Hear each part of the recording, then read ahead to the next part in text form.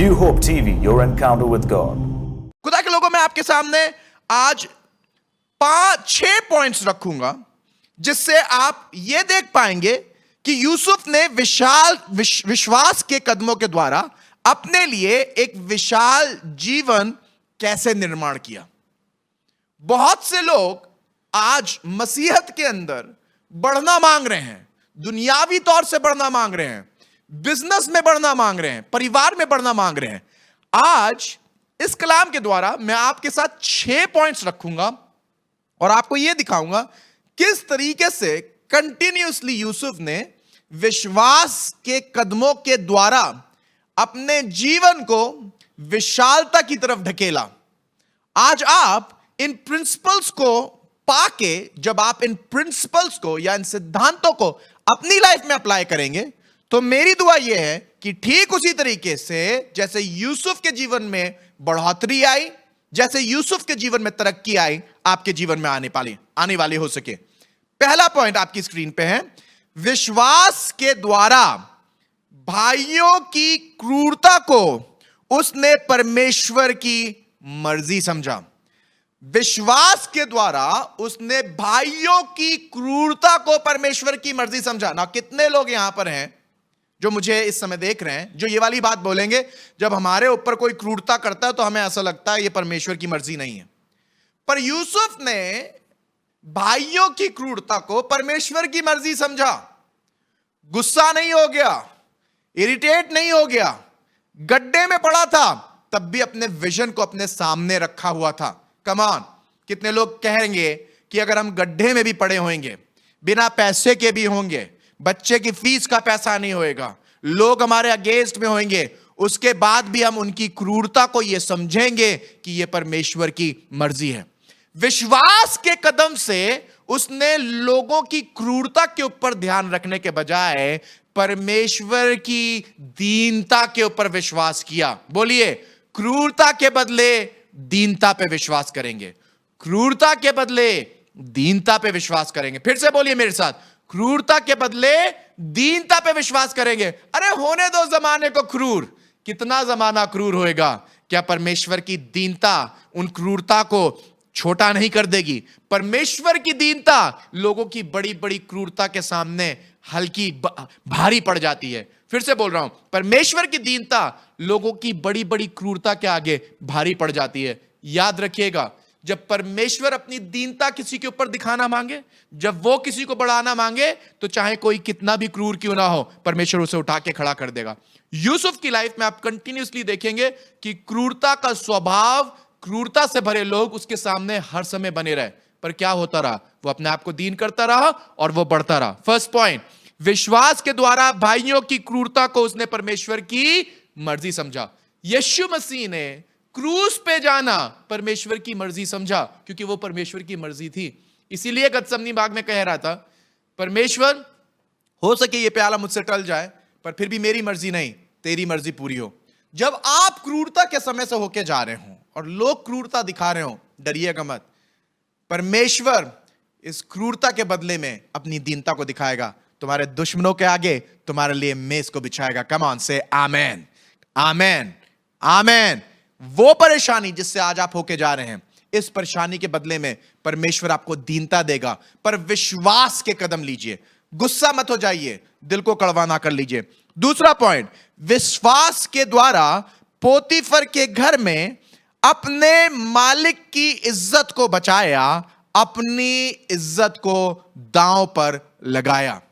विश्वास के द्वारा यूसुफ ने अपने आप को बेइज्जत होने दिया।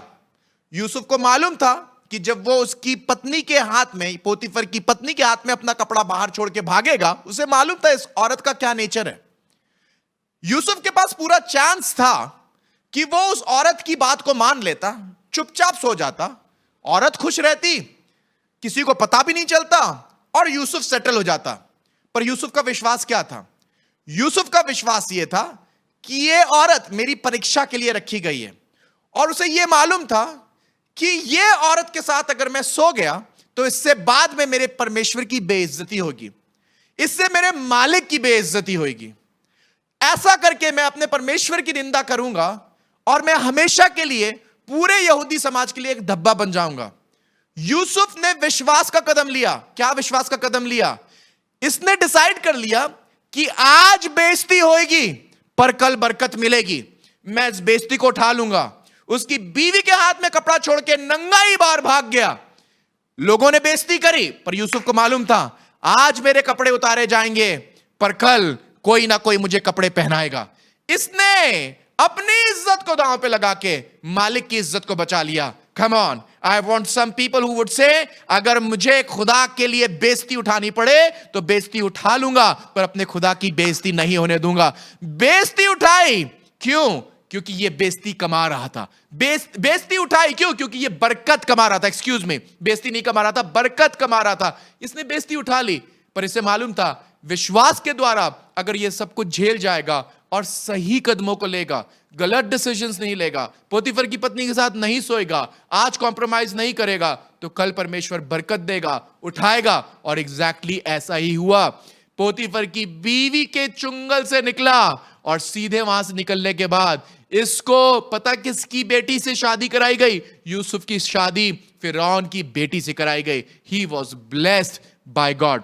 थर्ड पॉइंट, छड़ भंगुर के मजे, झूठ, फरेब और पाप के लाभ के बदले उसने विश्वास के कदम लेकर दुख उठाना अपने लिए बेहतर समझा। उसको मालूम था कि ये थोड़ी देर का मजा रहेगा, ये झूठ, ये फरेब कुछ ही देर के लिए रहेगा। पर यूसुफ ने डिसाइड किया कि मैं झूठ, फरेब और इस छड़ भंगुर का जो मजा होता है इसमें फंसने की बजाय मैं इससे निकलूंगा, चाहे मुझे परेशानी क्यों ना उठानी पड़े, और मैं परमेश्वर की इच्छा को पूरी करूंगा। बहुत से विश्वासी बड़े विश्वास के साथ साथ चलते रहते हैं, पर जब मजा आता है थोड़ा सा मजा इधर ले लिया, थोड़ा सा मजा जाके उधर ले लिया। चल रहे हैं खुदा के साथ, ईमानदारी के साथ चल रहे हैं, पर कहते हैं ना जैसे कि घर पे जब हम रहते हैं तो घर के दरवाजे बंद कर लेते हैं और खिड़कियां खुली रखते हैं।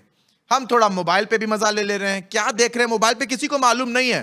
थोड़ा हम इधर जाके कुछ कर ले रहे हैं, थोड़ा हम उधर जाके कुछ कर ले रहे हैं, थोड़ा बहुत गलत गलत करते रहते हैं। पर यूसुफ ने डिसाइड किया ना, मेरी लाइफ विश्वास की लाइफ रहेगी, चाहे कोई देखे मुझे या कोई ना देखे मुझे। यूसुफ को एक बात मालूम थी कि खुदा मुझे हर समय देख रहा है। उसने क्षण भर के मजे के लिए, थोड़ी मस्ती के लिए अपनी लाइफ को कॉम्प्रोमाइज नहीं किया और विश्वास के साथ आगे बढ़ता गया। उसे मालूम था चाहे लोग मेरा कितना फायदा उठाएं, चाहे लोग मुझे कितना भी बदनाम करें, राइट टाइम पे परमेश्वर मुझे बरकत देगा। कम ऑन, बोलिए मेरे साथ, राइट टाइम पे परमेश्वर मुझे बरकत देगा। फोर्थ पॉइंट, भुला भी दिया गया तो अभी ईमानदार रहा। विश्वास का कदम था, यह विश्वास का कदम था। यूसुफ भुला दिया गया था, जेल खाने में उसने सपने बताए, सपनों का अर्थ बताया, और भैया जब ये खिलाने वाला मार दिया गया और पिलाने वाला वापस राजा के पास पहुंच गया, जब पिलाने वाला वहां पर पहुंचा तो ये भूल गया कि यूसुफ ने इसके साथ क्या भलाई करी थी। कितने लोग आज मुझे देख रहे हैं जो ये कहेंगे हमने बहुतों के साथ बहुत भलाई करी, पर उस भलाई के बदले हमें सिर्फ बुराई मिली है, हमारी भलाई को भुला दिया गया, किसी ने हमारी भलाई को याद ही नहीं किया। मैं आपको बताना मांग रहा हूं, ये भलाई जो है ना, जो भूल गए हैं, ये फिक्स डिपॉजिट की तरह है। एक बार परमेश्वर के बैंक में आपकी भलाई लिख दी गई है तो लिख दी गई है, परमेश्वर याद रखेगा। और फिक्स डिपॉजिट जैसे बहुत बड़ा अमाउंट होके वापस आता है ना, मल्टीप्लाई होके, वैसे ही आपकी लाइफ में वापस आएगा। बोलिए, मेरी बरकतें फिक्स डिपॉजिट की तरह वापस आएंगी। आमीन। आपकी बरकतें फिक्स डिपॉजिट की तरह वापस आएंगी। यूसुफ ने अपने दिल को कड़वा नहीं किया। उसके सपनों का अर्थ बताए जाने के बाद उसको भुला दिया गया। उसने पिलानारे को कहा था मुझे याद रखना, नहीं याद रखा। हो सकता है आपने भी बहुत से लोगों के साथ भलाई करी हो, और जब आपने बहुत से लोगों के साथ भलाई करी हो और भलाई के बदले उन्होंने आपको भुला भी दिया हो, खुदा के लोगों मत डरिएगा, लोग भुला सकते हैं, आसमान का खुदा कभी नहीं भुलाता है। Come on, if you believe it से आमेन। बोलिए मेरे साथ, लोग भुला सकते हैं, खुदा नहीं भुलाता है। लोग भुला सकते हैं, खुदा नहीं भुलाता है। आपने पैसा दिया बच्चे की फीस के लिए उनके, जब आपके ऊपर मुसीबत आई आपको भूल गए। आपने उस चर्च को बहुत सपोर्ट किया, उस चर्च के साथ बहुत खड़े रहे, पर जब आपकी नीड आई, चर्च ने ध्यान नहीं दिया। आपने अपने रिश्तेदारों के लिए बहुत कुछ किया, पर जब आपने अपने रिश्तेदारों के लिए बहुत कुछ किया और आपके रिश्तेदारों ने आपको भुला दिया, डोंट वरी, ये सब चीजें होंगी, पर इन सब चीजों का आपको अजर मिलेगा। भुला भी दिया गया तो अभी ईमानदार रहा। ना फिफ्थ पॉइंट, दंड देने के बदले उसने क्रूर भाइयों और सब परिवार वालों का पालन पोषण किया। कई बार जब खुदा आपको बढ़ा देता है और आप अच्छी पोजीशन पे आते हैं, तो उस अच्छी पोजीशन पे पहुंचने के बाद हम भूल जाते हैं कि हमें परमेश्वर ने क्यों बुलाया है। यूसुफ अच्छी पोजीशन पे पहुंचने के बाद भी विश्वास के कदम ले रहा था। उसे मालूम था कि परमेश्वर ने मुझे इतनी बड़ी पोजीशन इसलिए नहीं दी है कि मैं अपने भाइयों के लेवल पे जाके उनसे क्रूरता करूं। मेरे भाई, अगर तुम्हें खुदा ने बरकत दी है, पुराने दिनों में लोगों ने तुम्हारे साथ बुरा किया था, पर जब आज उन लोगों से मिलो ना, तो तुम उनके बराबर की बातें मत करो, तुम उनके साथ वैसा ही बुरा मत करो। वो खुदा जैसे तुमको उठाना जानता है, वैसे तुम्हें गिराना भी जानता है। पर मैं तुमको यह बताने आया हूं कि जब यूसुफ बहुत ऊंचाई पे उठा दिया गया, उस ऊंचाई पे उठा देने के बाद भी वो विश्वास के कदम ले रहा था। यूसुफ के हाथ में था कि इन भाइयों ने, जिन्होंने यूसुफ के साथ इतना बुरा किया है, उनके साथ वो वैसा ही व्यवहार करे। पर तुमको मालूम है मेरे भाई, मेरी बहन, यूसुफ ने उनके साथ बुरा व्यवहार नहीं किया। जैसा व्यवहार करा जाना चाहिए था उनके साथ, उसके बदले उसने अच्छा व्यवहार किया। यूसुफ ने ये भलाई के कदम लिए, इसलिए आज हम यूसुफ का प्रचार कर रहे हैं। अगर यूसुफ ने भलाई के कदम नहीं लिए होते तो आज हम उसका प्रचार नहीं कर पाते। मैं खुदा का शुक्र करता हूं कि यूसुफ के जीवन से, शुरुआत से लेके आखिर तक, विश्वास के कदमों की कुंजियां आज भी हम विश्वासियों को मजबूत कर रही हैं। मेरी दुआ यह है कि जब आप विश्वास के कदम लेते रहें, तो आपके विश्वास के कदमों के द्वारा बहुत से लोग एक विश्वासी जीवन की सही कुंजियां देखने पाएं और उनका जीवन विशालता की तरफ बढ़ता चला जाए। छठा पॉइंट, विश्वास से जो यूसुफ पड़ा था, आज बरकतें उसके सामने पड़ी हैं। आप देखेंगे जब यूसुफ के जीवन को, तो आपको कई बार दिखाई देगा जो यूसुफ किसी टाइम में गड्ढे में पड़ा था, जो जेल खाने में पड़ा था, जिसके कपड़े उसके बाप की आंखों के सामने जानवर के खून से लथपथ पड़े थे, और बता दिया गया था कि यूसुफ जानवर के सामने पड़ा और जानवर ने उसे मार दिया। यूसुफ का पिता याकूब, जो 13 साल से ज्यादा अपने बेटे से दूर गम में पड़ा था, ये यूसुफ जो तकलीफों में पड़ा था, झूठ में फंसा पड़ा था, जो पोतीफर की बीबी के आगे उसके षड्यंत्र में फंसा पड़ा था, जब कलाम हम पढ़ रहे हैं तो वहां पता चलता है कि ये आज राजा के सामने खड़ा है और यूसुफ से बोला जा रहा है, ये गोशेन देश तेरे सामने पड़ा है, ये मिस्र देश तेरे सामने पड़ा है। ये यूसुफ जो लोगों के सामने पड़ा रहता था, आज बरकतें इसके सामने पड़ी हुई हैं। खुदा के लोगों, मेरी दुआ यह है कि खुदा की बरकतें आपके सामने पड़ी हों। जो आज मुसीबत के आगे पड़ा था, जो भाइयों के आगे पड़ा था, जो तकलीफों में पड़ा था, खुदा ने एक ऐसा समय लाया कि बरकतें इसके सामने पड़ी हुई थी। कम ऑन, कितने लोग कहेंगे बरकतें मेरे सामने पड़ी होंगी, आशीषें मेरे सामने पड़ी होंगी। सोच के देखिए, फिरौन राजा, एक जबरदस्त राजा, यूसुफ को कह रहा है पूरा देश तेरे सामने पड़ा है, कौन सा देश का हिस्सा चाहिए, जो सबसे अच्छा हिस्सा हो वो ले ले। ये यूसुफ जिसके हिस्से में सिर्फ गंदी चीजें आई, ये यूसुफ जिसके हिस्से में सिर्फ बुराइयां आई, आज इसके सामने बड़ी बड़ी वस्तुएं रखी हैं, आज इसके हिस्से में बरकतें आ रही हैं। कह रहा है जो तू चाहे वो इस जमीन से कर, जो सबसे अच्छा भाग चाहे वो ले ले। Why was that happening?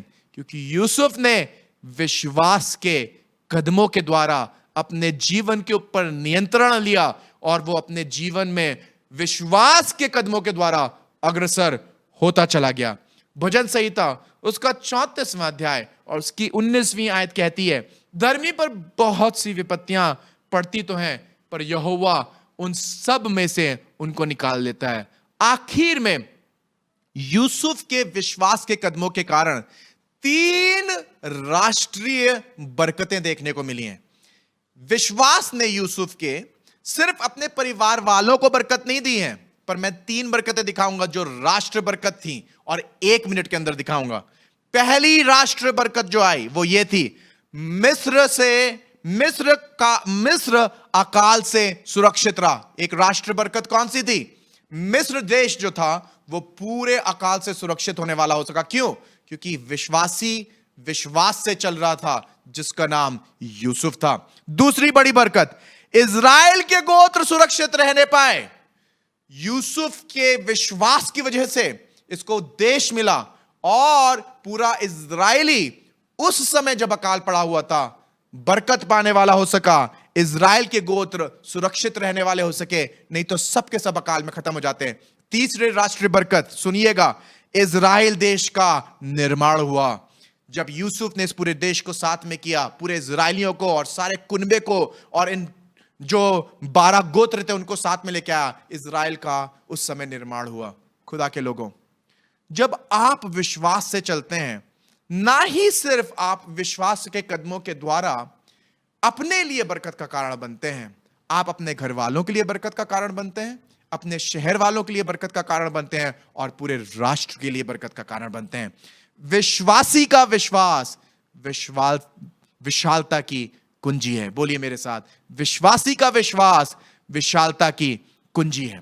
Everybody who is watching me right now, आइए अपने खुदा की तरफ अपने हाथों को बढ़ा लें और आज दुआ करें कि खुदावन जब मुश्किल से मुश्किल परिस्थिति आए, तो इस मुश्किल से मुश्किल परिस्थिति के अंदर मैं अपने विश्वास को ना खो दूं, पर मैं विश्वास में आगे बढ़ता हुआ चला जाऊं। Can I pray with you? अगर आज आप मुश्किल के अंदर हैं, अगर आज आप दिक्कत के अंदर हैं, अगर आज आप तकलीफ के अंदर हैं और आपको ऐसा लग रहा है कि मेरे साथ कोई नहीं है, मैं बिल्कुल अकेला महसूस कर रहा हूं, मेरे साथ बुरा किया गया है, मुझे धोखा दिया गया, मेरे साथ लोगों ने षड्यंत्र रचा है, मेरे खिलाफत में लोगों ने काम किया है, मैंने अच्छे काम किए हैं पर मेरे कामों को भुला दिया गया। अगर आप वो व्यक्ति हैं जो इतनी मुसीबत से होके गए हैं, I want to pray with you, क्योंकि इस वचन ने आज आपको उभारा है। आइए दुआ करें, खुदा के सामने चलें और इस बात का तहैया करें, खुदावन चाहे कुछ भी क्यों ना हो जाए, मैं अपने विश्वास के जीवन को फिसलने नहीं दूंगा, मैं अपने विश्वास के जीवन को कमजोर नहीं होने दूंगा। I want to pray with you right now. I can see many of you right now. मैं बहुत से लोगों को देख रहा हूं जो इस समय देख रहे हैं इस प्रोग्राम को, और आप मुझे सुन रहे हैं। आई बिलीव कि जब आप मुझे सुन रहे हैं तो परमेश्वर का आत्मा इस समय आपको छू रहा है, और परमेश्वर का आत्मा आपकी लाइफ के अंदर इस समय काम कर रहा है।